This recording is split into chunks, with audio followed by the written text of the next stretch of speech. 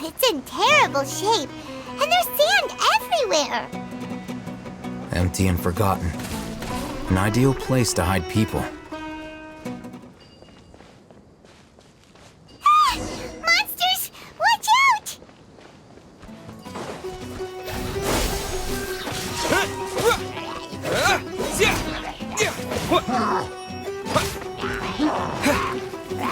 Scatter!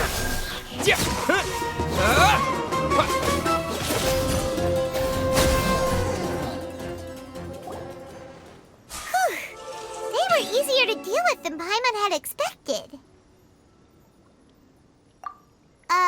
Super strong bandits? Or monsters taller than buildings dropping out of the sky? Or, something like that.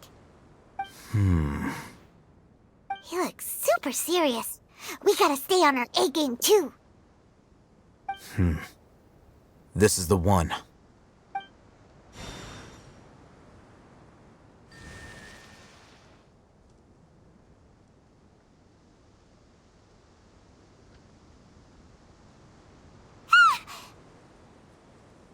Let's go in and take a look.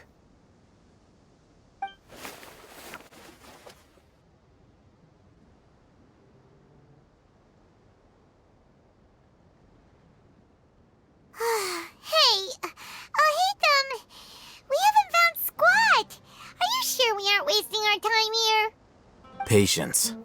Shawnee says she only hears the crying at night. We have time to burn. Until then, I'm taking a break. And just like that, he sits down. Wait, he even brought a book to read? What are you reading? Let Paimon see! Okay, sure.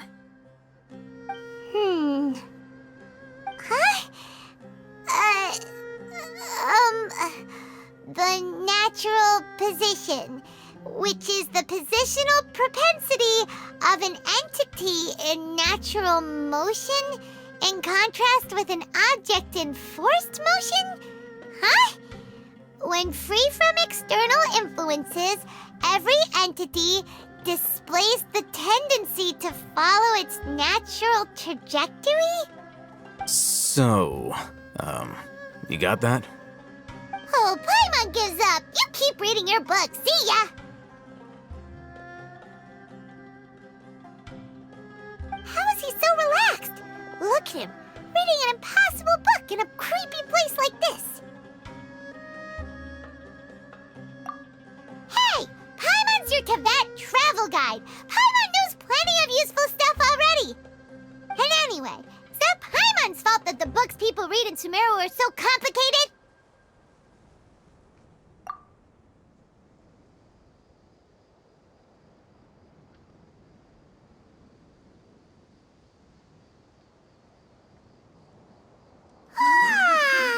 Paimon's getting so sleepy. Huh? What was that sound? There it is. It's coming from that direction. Is the sound coming from here? Huh. Paimon's not seeing anything.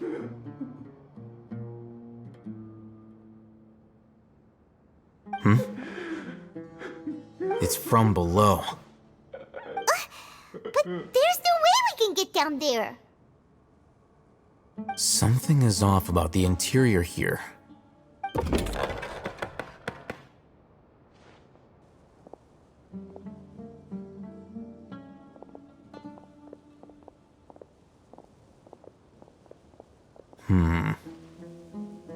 As I thought, there's a hidden structure. Wow. It's like they tucked another hospital into this one. Oh, it looks like there are other mechanisms around here. Let's keep exploring.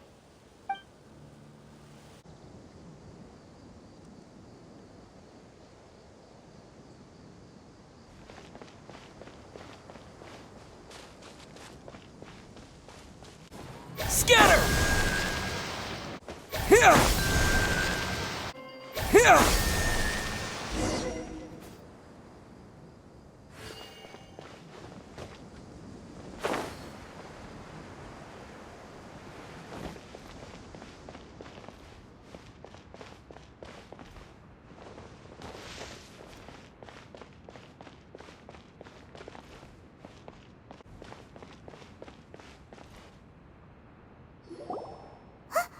Look! There's someone over there! Good idea. Let's approach him slowly without alarming him.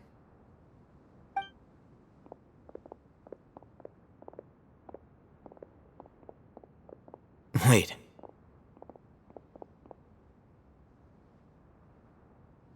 You're...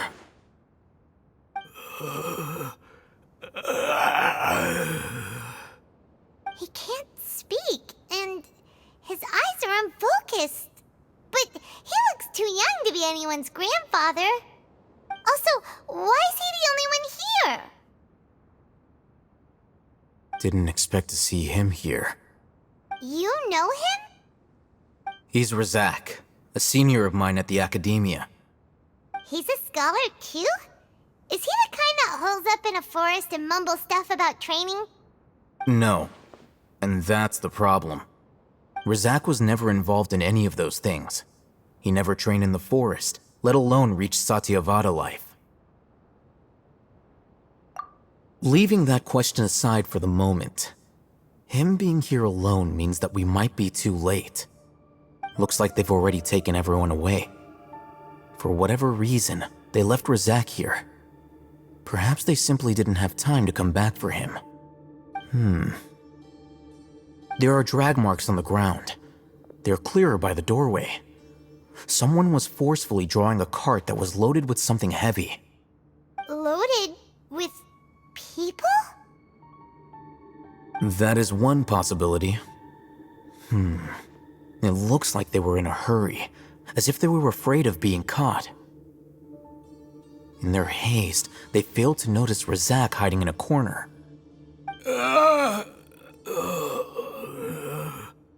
The symptoms are identical.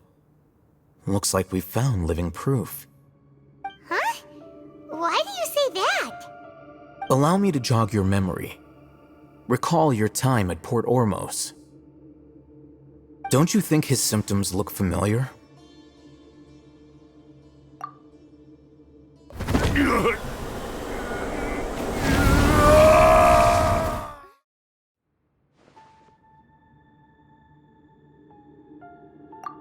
Oh, now that you mention it, they're acting the same way. Correct. The academia is behind all of this. It isn't difficult to deduce their rationale.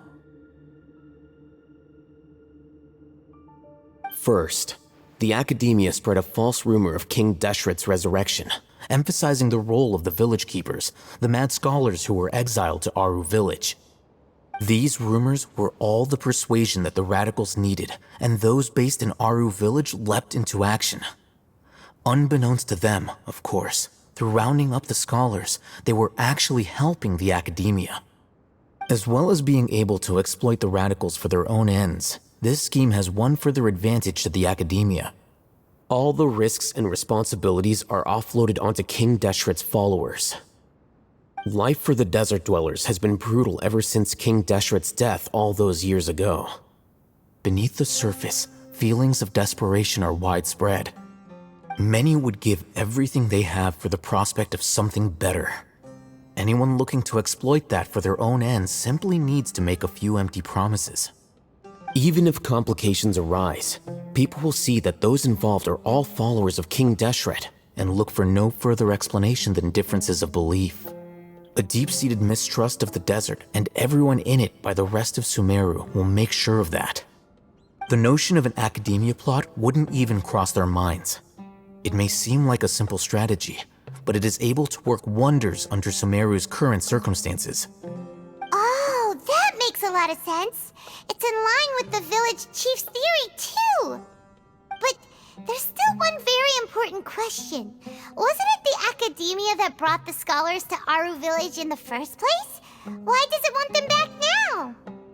Throughout this process, one thing has changed: the scholar's identity. First, they were scholars. Then, they became lunatics. After that, they were exiles. And finally, they become missing persons. An exile is still patently a living, breathing human being. But when someone becomes a missing person, that is brought into question. If you can't find someone, you have no way of knowing what exactly happened to them. That makes missing people an ideal resource. Resource? For what exactly? One possibility is that the information in their brains could be extracted into knowledge capsules. Extracted? You mean canned knowledge comes from people's brains? With the technology of the Sumeru Academia, it's entirely possible. Perhaps the process caused them great suffering, which is why they cry out in the dead of night when no one is watching them.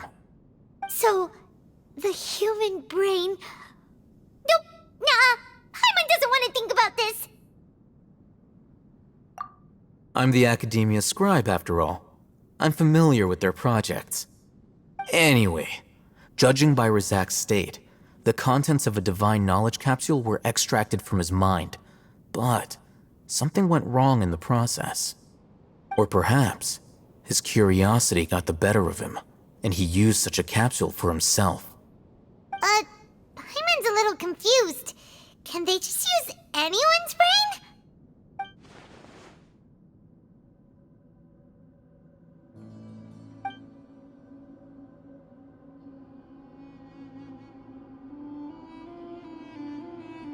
The look on your face tells me you've realized the answer. That's right. To some scholars, gaining knowledge about the gods is their entire life's pursuit. Extracting canned knowledge is just one of the extreme measures they turn to. However, I can't help but wonder, what do they seek to gain from divine knowledge? The Academia is going out of their way to look for forbidden knowledge, but what is their ultimate goal? I've spent quite some time trying to analyze the contents of the divine knowledge capsule, but to no avail. It seems like my way of thinking is too different from theirs. You mean you're not even slightly interested in getting your hands on this forbidden stuff? All scholars seek to expand the horizons of knowledge, but I'm not particularly interested in gods, so I don't share their degree of zealotry. Extracting information from people as if they were lifeless objects? If this is the direction of academic progress, then the Academia may as well shut its doors. Sounds like you're really against all this. Of course. The Academia's actions run contrary to their rules. Whether it be academics or knowledge, everything has its boundaries. If those lines are crossed, the rules and order that govern everything in the world will be destroyed. This matter needs to be corrected, just like fixing a typo in a book. Wait, didn't you step in to help because you felt sympathy for those poor people? Not to be callous, but no. My criteria are a little more restrictive than that. There is no shortage of suffering in Sumeru, and the same can be said for the rest of Teyvat as well. What do you plan to do about that? Save every last person? Probably not. Paimon's not sure. You can say that. Simply put, I don't blindly place my faith into strength or heroism. I do what I want. The divine knowledge capsule is something I want to investigate in full. That doesn't mean I'm willing to take action for the sake of a few strangers.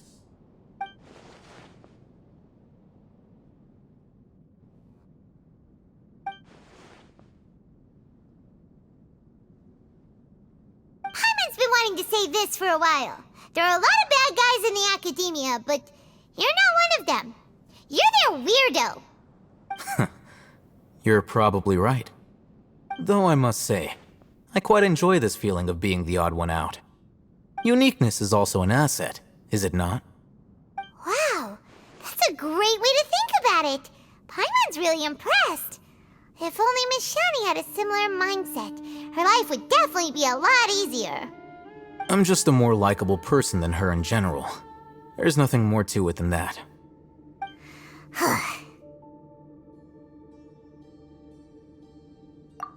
He won't last long if we leave him here.